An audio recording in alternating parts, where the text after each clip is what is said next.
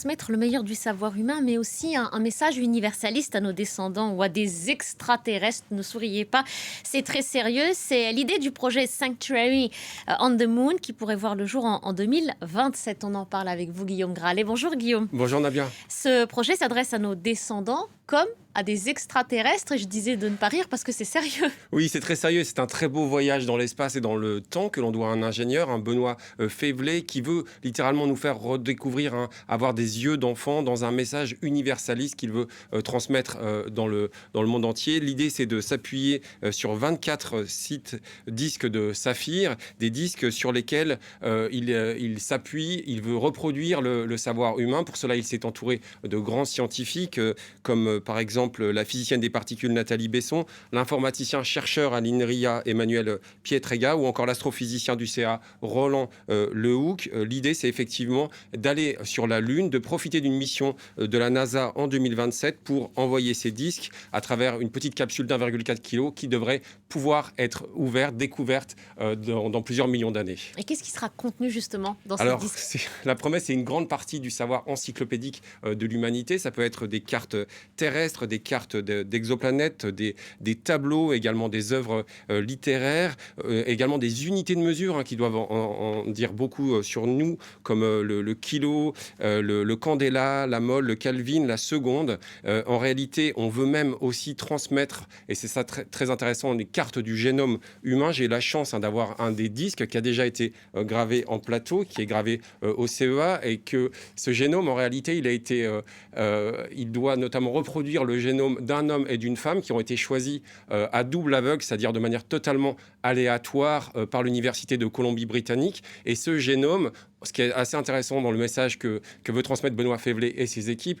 eh bien, il diffère très peu, moins de 0,01% de différence selon les êtres humains, selon que vous soyez même un Péruvien, un Mongol ou encore un Éthiopien. Je trouve que c'est un très beau message. J'allais dire de ne pas ranger tout de suite le disque. J'ai presque envie de le toucher. Je ne sais pas si j'ai le droit. Si, vous allez pouvoir le toucher. Mais est-ce que c'est... Faut juste pas le faire tomber. Faut que je fasse très attention, d'accord. Ouais. Dans tous les cas, voilà. Mais en plus, c'est transparent et pourtant, il y a toutes ces données qui sont contenues. Ce n'est pas la première fois, Guillaume, qu'on envoie des messages dans l'espace. Oui, cette équipe de passionnés, en fait, elle s'est inspirée d'un ouvrage de 1978 dans lequel l'astronome américain Carl Sagan, il racontait la genèse de Voyager Golden Record. Là, on s'était appuyé sur une sonde qui a été lancée en 1977 et à travers un disque, on reproduisait des enregistrements de Mozart, de Chuck Berry. L'idée, c'était aussi de reproduire des enregistrements de discours du secrétaire général de l'ONU, et c'était avoir aussi là un discours très universaliste. Le projet Voyager devait nous rappeler qui nous sommes, d'où nous venons et comment nous devions nous traiter les uns avec les autres. Il y a eu d'autres missions assez intéressantes. La mission Apollo 11 qui s'est posée sur la Lune, elle avait également laissé des messages de 73 chefs d'État. Et puis pour terminer, il y avait même une chanson des Beatles qui avait été envoyée en 2008 par la NASA, Across the Universe. On voit on a beaucoup de choses à dire aux personnes qui nous entourent. Peut-être qu'on entendra ces notes être fredonnées un jour.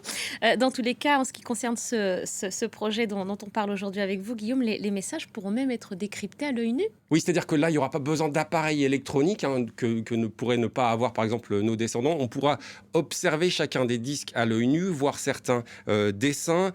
Certains nécessiteront parfois une loupe, mais pour les plus technophiles, on a beaucoup de pixels, plusieurs milliards de pixels. Il y a certains messages qui seront adressés en mathématiques, une langue universelle, à travers l'utilisation de 0, du 1, de pi, notamment. Et puis surtout, différentes langues sont utilisées. Bien sûr, les 5 langues du Conseil de sécurité des Nations Unies, mais également des langues plus rares, comme le Inuk-Titut, qui est utilisé par les Esquimaux, le maldivien, l'arménien. La déclaration des droits de l'homme, là aussi, est déclarée en plusieurs langues. Avec ce nouveau projet époustouflant, on voit un petit peu en interstice qu'on peut délivrer un beau message qui nous rassemble et ça fait du bien en ce moment, Navia. Voilà le projet Sanctuary on the Moon. Merci beaucoup, Guillaume. Merci à vous de votre attention. On se retrouve un petit peu plus tard pour la suite d'Autour du Monde. Et moi, je vous le rends très vite. Merci beaucoup, Navia.